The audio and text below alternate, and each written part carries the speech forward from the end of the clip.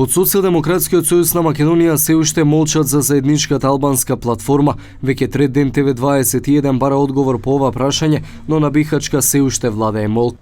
Веќе трет ден откако албанските партии ја објавија заедничката платформа, а Социјалдемократскиот сојуз на Македонија нема став дали за нив оваа платформа е прифатлива или не, додека Груевски се изјасни дека е против неколку точки на оваа платформа, од СДСМ велат дека го чекаат официјалниот документ.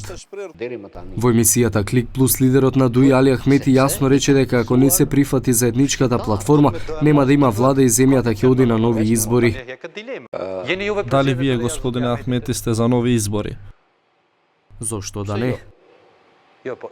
Сте или не сте? Ако нема подобро решение. Што ја носи земјата во нови избори, господине Ахмети? Неприфаќањето на платформата? Секако дека земјата ќе оди на избори ако не се прифати платформата од било која страна. Додека СДСМ молчи, Никола Груевски е многу јасен. Тој вели дека ДУИ е свесна дека ако ВМРО ДПМН е против, двојазичност во земјата нема да има.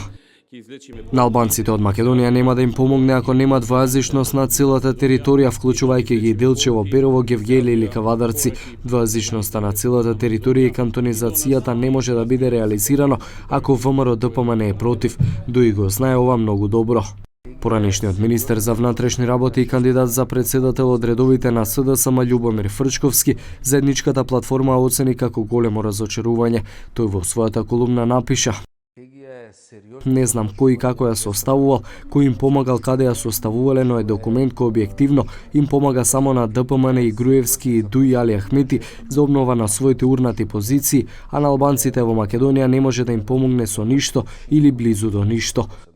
Освен СДСМ и ДУИ кои се уште не ги дефинирале нивните ставови, Алијансата за албанците и преродба со БЕСА во неколку наврати повторија дека не сакаат да коалицираат со Никола Груевски.